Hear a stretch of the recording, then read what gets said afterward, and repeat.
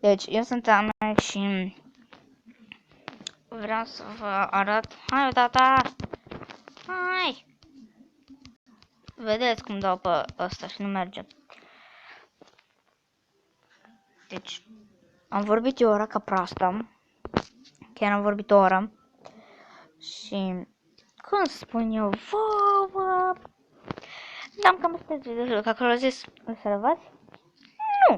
Nu o salvăm. Cum să salvezi, Amelia? Crezi că se referă la videoclipul anterior care l-am făcut de 1100 de ori.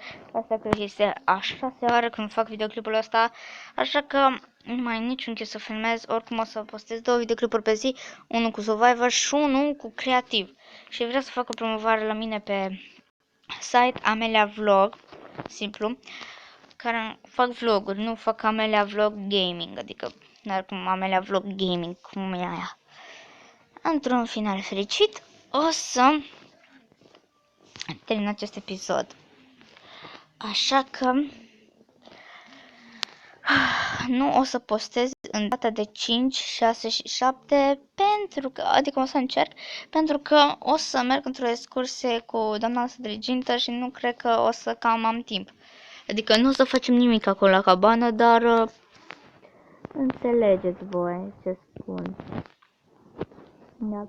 Înțelegeți, nu o să facem nimic acolo, să ne jucăm, așa că aș vrea să mă relaxez înainte să mă apuc de gaming. Ok? No, bye.